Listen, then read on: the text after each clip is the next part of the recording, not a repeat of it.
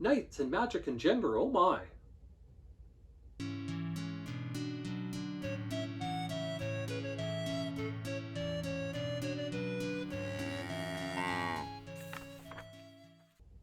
Hi everyone, I'm Jacob, I'm the CowHatLibrarian, and I'm here tonight to talk about a new hero in training. Sir Callie and the Champions of Helston by Esme Symes-Smith. And this was an interesting one. I stumbled on a review for its sequel, and it sounded interesting enough to give it a try, so I looked up the first book in the series. If you've been watching the videos on my channel for a while, you might remember that that's how I discovered the Saving Fable series as well, by seeing the second book, realizing it was a sequel, and checking out the first book instead. Anyway, this one was pretty good. Callie grew up living with their parents. Their mom was a very, very traditional woman. Girls are supposed to wear dresses, stay at home, and learn magic. They are not to learn how to sword fight or head out into the wilderness and do things like that. Callie's dad was a champion of Helston, a legendary knight, a sworn protector of the weak, and he just wants Callie to be happy. He's perfectly fine with the idea of Callie learning how to use a sword in the lake. Well, Callie's mom takes things too far, and Callie and their dad decide that that's enough, and they leave. They end up living together with a group of other people in the woods who band together for protection and who don't necessarily fit the norms of society. They end up together forming a family with a person named Neil who knows magic, despite that men aren't supposed to be skilled with magic. And Neil and Callie's dad end up together and they end up having a family. In the course of things, Callie's dad is summoned to Helston. He's still a champion and he's needed. The prince needs him to train to be a warrior so that he can succeed the throne. The prince wasn't supposed to succeed. He wasn't the eldest child in the family, but fate intervened and he's thrust into the role. And no one else has been able to train him, and so it falls on Callie's dad. Callie has heard of Helston from their dad, and they're super excited about the prospect of going there and becoming a squire and getting to train as a knight and not be forced to just use magic. Neil tries to give some perspective to Callie and warn them that things might not be everything their dad says, but Callie's caught up in the moment and they believe that things are going to be great. Callie's given a sword by their dad and off they head. After some misadventures, they end up at Helston and they're met by Lord Perrin, the Chancellor, who's taken it upon himself to run the kingdom and prepare the prince to take the throne. And he is much like Callie's mother, a traditionalist. Boys are supposed to fight with swords, girls are supposed to use magic and sit quietly and talk, and never shall the twain meet.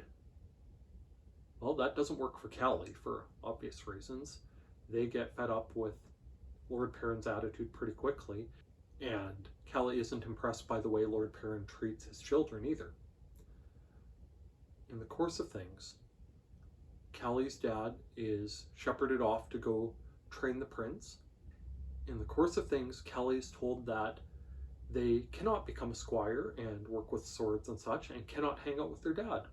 That they have to go hang out with the girls and women and be quiet and discuss things and maybe think about magic a little bit. And that's it.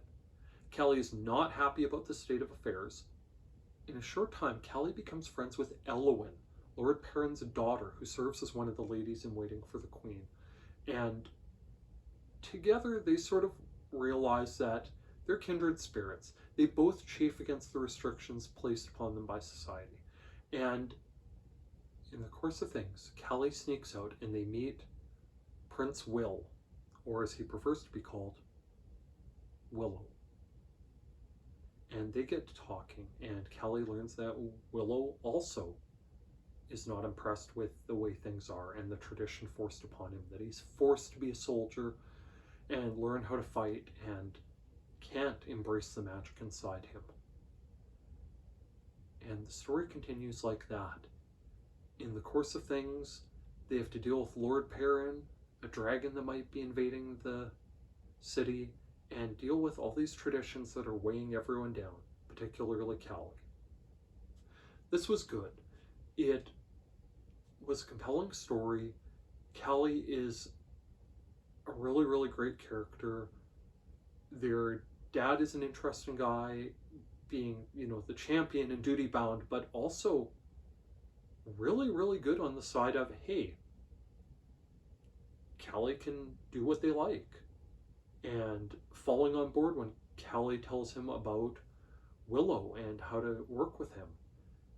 And it was good. I enjoyed the overall story. I enjoyed the premise. I enjoyed all the stuff to do with found family and acceptance, which I thought was absolutely wonderful. There are spoilers ahead, though, because I have to talk about the deal breaker.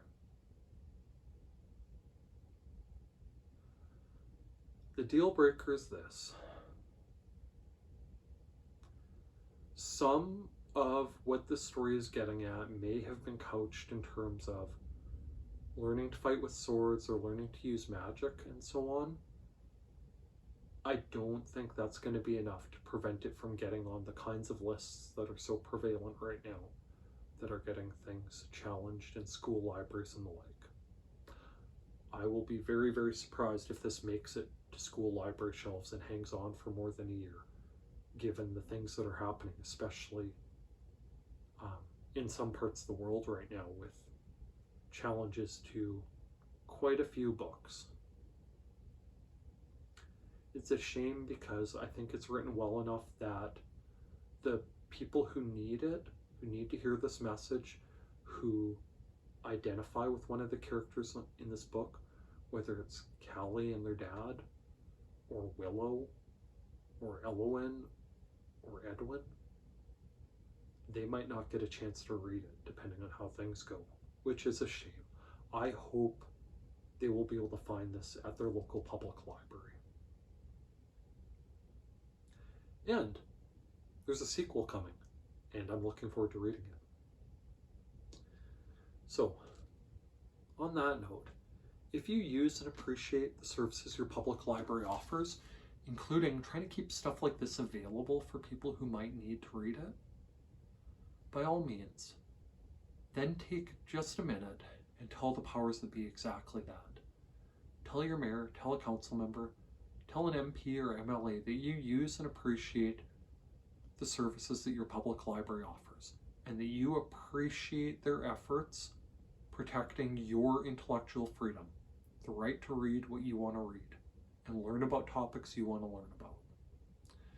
We're at a tricky time, folks. We're at a time where libraries are facing more challenges in terms of book challenges and inadequate funding.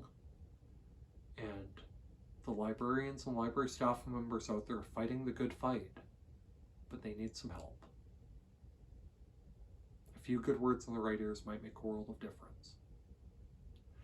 If by some chance you're a library staff member watching this, first, thanks for what you do. Second, don't forget, watching my videos counts as professional development time. With that, thanks for listening. By all means, please like, please subscribe, and please check back to see what else I have to talk about from the CowHat Library. Thank you. Bye now.